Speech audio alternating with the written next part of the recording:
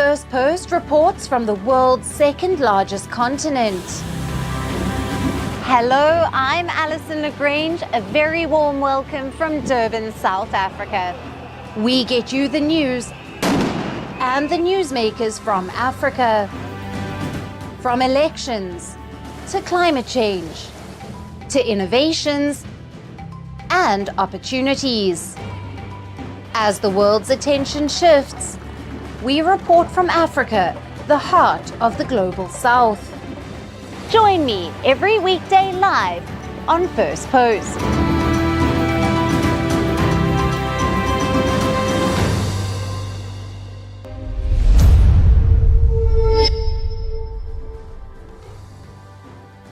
Hello and welcome to Firstpost Africa, where we get you the top stories from the continent and from across the world.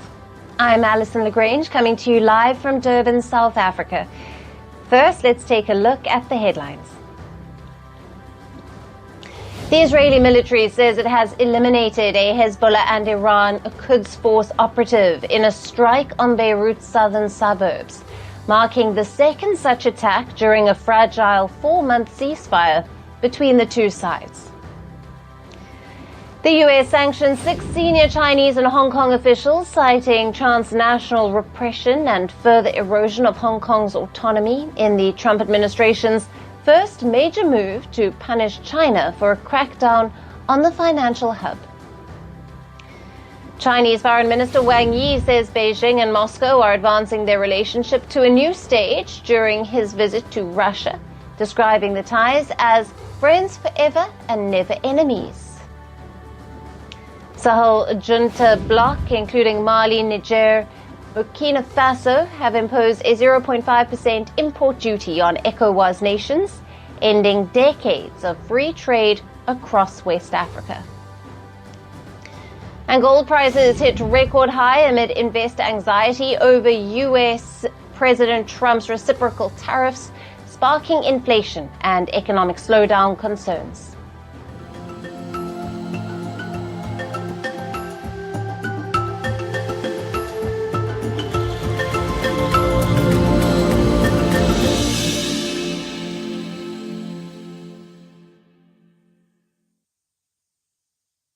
Hello and welcome.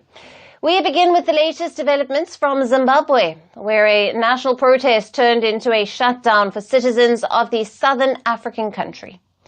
A small group of disgruntled war veterans took to the capital Harare's streets on Monday, accusing Zimbabwe's President Emmerson Mnangagwa of corruption, economic crisis, and seeking to cling to power. The group, led by Blessed Geza, a veteran of Mnangagwa's own ZANU-PF party, called on the protests over anger at moves to keep Mnangagwa in power beyond the end of his term in 2028. Now, they demanded that the president step down from his position. However, only a handful of protesters took part in the planned march. Harare citizens largely opted to stay away rather than to take to the streets amid a heavy security presence. Anticipating possible unrest, most businesses, schools and vendors across the capital of Harare, as well as in the second largest city of Bulawayo and other towns, stayed closed as large numbers of police patrolled the empty streets. A successful demonstration. Like I'm saying, there is no trust. It won't be a successful demo because people, they are just at home for their protection of their livelihood and their life.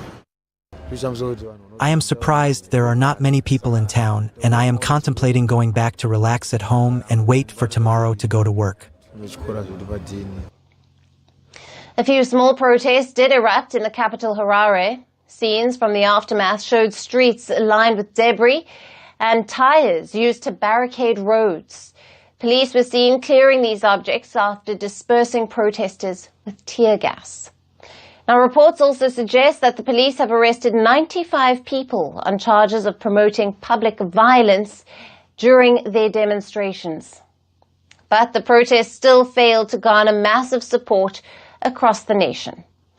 Despite Geza previously calling for Zimbabweans to fill the streets in a final push to force the president to step down.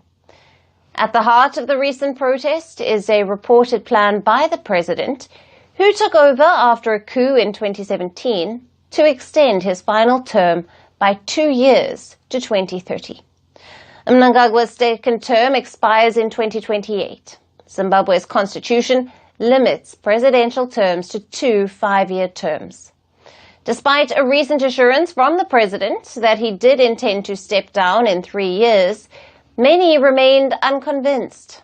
Mnangagwa and his government have been accused of corruption and mismanagement that has left the southern African country in an economic crisis, while repression has weakened the political opposition. Geza and his group of veterans of the war that led to independence in 1980 are pushing to replace Mnangagwa with his Vice President Constantino Chiwenga, a retired general who orchestrated the coup against Mnangagwa's predecessor, Robert Mugabe. So while the protests failed to gain widespread support, they have exposed the growing rifts within Zimbabwe's ruling party and a deepening sense of uncertainty among its citizens. With questions looming over President Mnangagwa's future and a struggling economy, what lies ahead for Zimbabwe? Now, to discuss more on this, we are being joined by Boitumelo Ben Senokoane, who is an associate professor at UNISA and a political commentator from Pretoria, South Africa. Thank you for being with us. Thank you very much for having invited me. What does the low turnout for the national protest, despite the widespread frustrations, suggest about the political climate and public sentiment in Zimbabwe right now? Look, the low turnout in any protest does not necessarily mean that people are disinterested. You know that protests have got several stages first, but secondly, there might be other ways of protesting. You might have silent protest, you might have people having stayaways. And the situation of Zimbabwe, you know that there is a rule by fear, a rule of fear. People will not necessarily want to go out there to risk their life. But it has been long that since we have seen or witnessed protest in Zimbabwe. This, as much as it might be seen as small, but it is significant in a sense that people are still brave in the smaller numbers to go out there and challenge the status quo. So the low turnout should not be misinterpreted as people being satisfied. Sure. And Professor, how significant is the role of the war veterans in this protest? And what does their opposition signal about the divisions within Zimbabwe's ruling ZANU-PF? Look, it is very clear that the fall of Zimbabwe, or the new direction of Zimbabwe, at least in this current history or recent history, is that a new dispensation will mean the breaking into two pieces of the ZANU-PF. And it is very evident that what Blessed Geza is doing, he represents a certain faction within the ruling party, especially if we are made aware that he's a strong supporter of Constantino Chiwenga. And we cannot undermine the group of people that, especially war veterans. But beyond war veterans, you will also get people within ZANU-PF supporting underground. It is for that reason you saw President Mnangagwa changing Chiwenga as a former chief of military and changing other critical position within his parliament. The reason for doing that is he's no longer sure who to trust within the current people who are his ministers and stronghold. It is for that reason that he's trying to then rearrange to put those that they think that he believe in or trust. And given the heavy security presence and the use of tear gas, how would you assess the government's approach to the dissent? And what are the implications for civic spaces and for democratic expression in the country? Look, we agree that we've seen that the police are out there in full force, and military is also being put on standby. That is the response by the Home Affairs Minister has also declared that they will strengthen police or security within the country, but all ministries are preparing for that. What we need to take into consideration is that the response will be standard, and it's not only something new. It has been there before. It will continue to happen even today, where the president opted to use police and military where necessary to protect himself and to cling into power. So it's nothing really new. It has been expected. And of course, if he does not strengthen that, he will be out in power anytime soon. So he will try by anything necessary to stay into power to at least until 2028. Professor, thank you very much for being with us on First Post Africa and for your valued insights.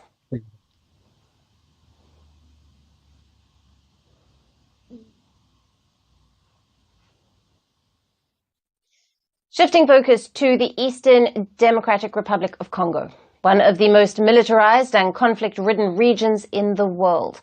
As the fighting worsens with Rwanda-backed M23 rebels, a convicted war criminal has announced a new rebel group in the region to topple the DRC government. Now, war criminal Thomas Lubanga has announced a new rebel group named the Convention for the Popular Revolution, or the CPR.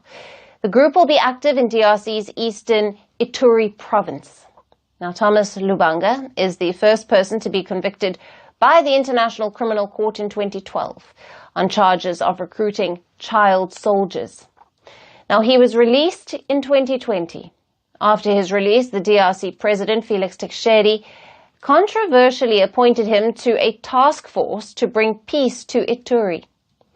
But in 2022, he was taken hostage for 2 months by another rebel group. Now, he blames his abduction on the DRC government. After being freed, he relocated to Uganda. He has announced his new rebel group from Uganda's capital, Kampala, with the goal to retake Ituri province. Now, the Ituri province in the DRC's east borders Uganda. Just like the rest of the mineral-rich eastern DRC, it also is a hub for armed militia and violence. Now, several armed groups are actively operating and fighting over conflicts rooted in ethnicity, power grabbing, and minerals. The DRC government struggles to maintain control with limited security forces and inadequate infrastructure. Even rebel groups fighting neighboring nations have found safe haven in the DRC's east. Now, neighboring Uganda is complicatedly involved in the region. Now, Uganda maintains a troop presence in the DRC's Ituri province to fight rebels acting against it. However, in the process, the Uganda military has reportedly armed one local faction after another, including the Lubanga-led group. However, after his ICC conviction, Uganda distanced itself from Lubanga. But the new alliance announced by him near Uganda's border might further complicate Kampala's involvement in the region. Meanwhile, this development comes at a time when Rwanda-backed M23 rebels have seized key areas in eastern DRC's North and South Kivu provinces. Now, the latest fighting has reportedly killed over 7,000 people since January. Over 100,000 people have been displaced. Will a war criminals' new alliance further complicate the DRC crisis? We will continue our coverage.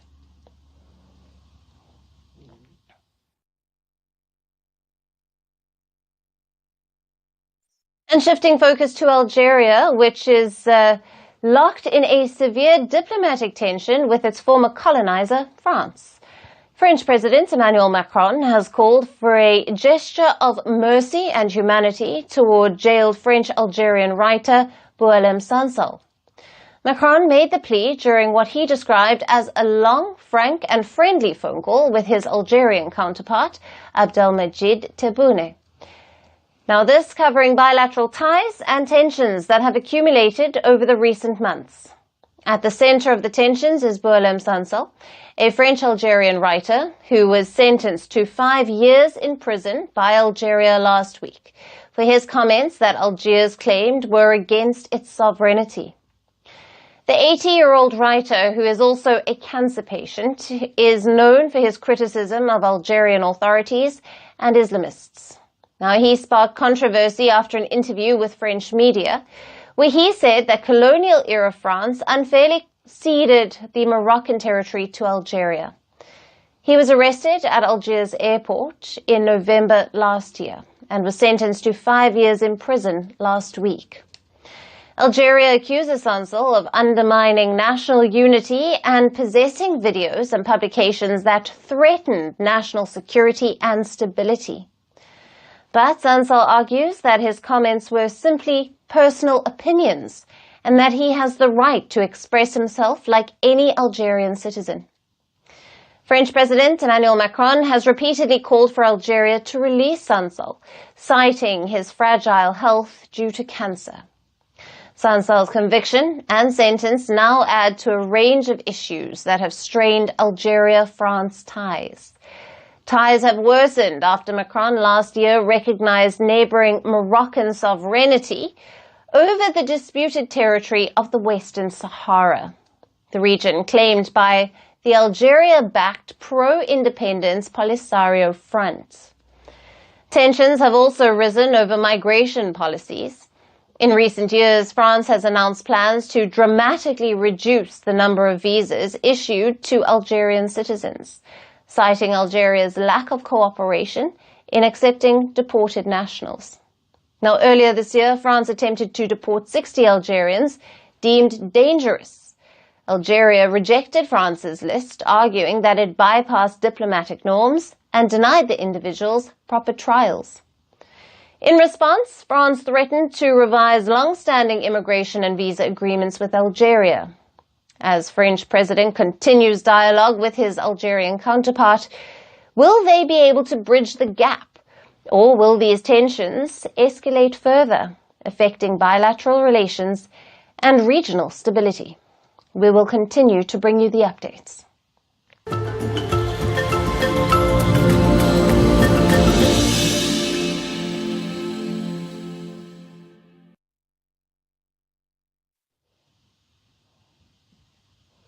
And finally, to our special segment, Resurgent Africa.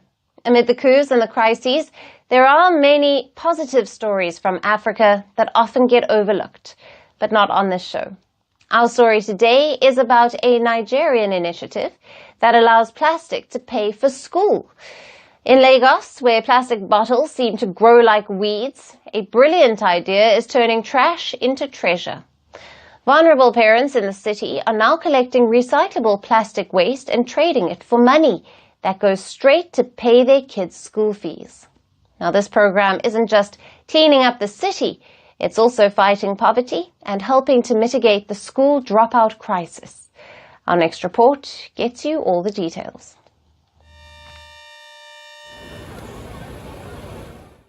Lagos, Nigeria's largest city and also its economic capital.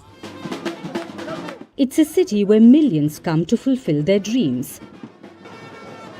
But Nigeria's commerce center is also a hub for plastic pollution. The litter is not only damaging the city's environment, but also public health and economy. Lagos generates over 800,000 metric tons of plastic waste annually. While there are multiple efforts to get rid of it, for some, the waste is turning out a way to earn a living. Plastic waste for school fees. It's an initiative that's solving Lagos's plastic problem while also addressing poverty.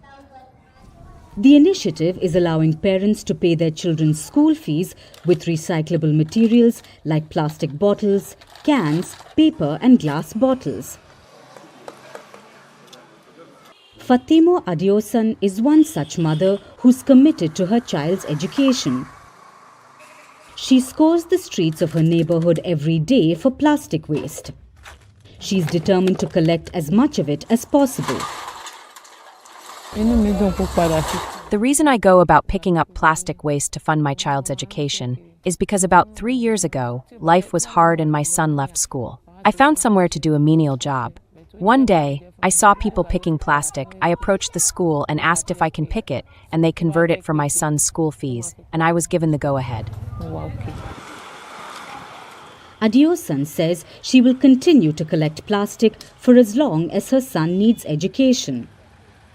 However, her quest is not without its challenges.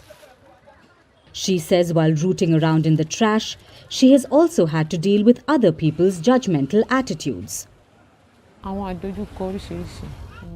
There are several challenges I encounter in this line of work, but the motivation of seeing my son finish his education and in flying colors is what drives me.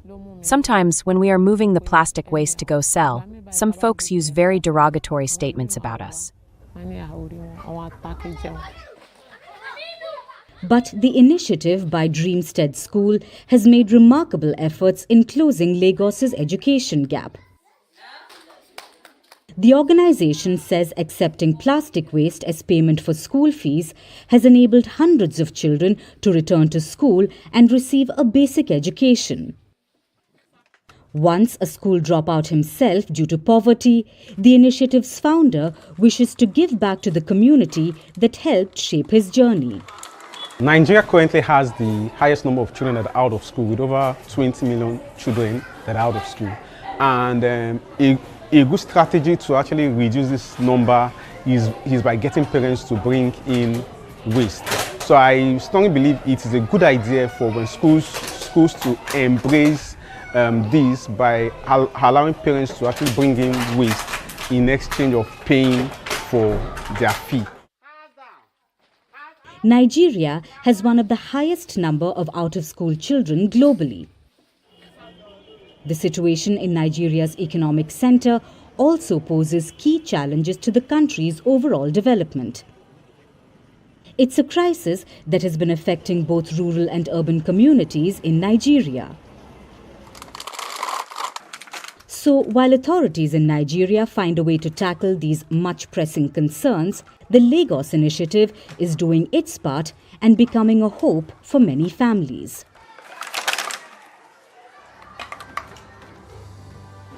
And that's it on the show for today. We'll see you again tomorrow at the same time. Thank you for watching, and goodbye.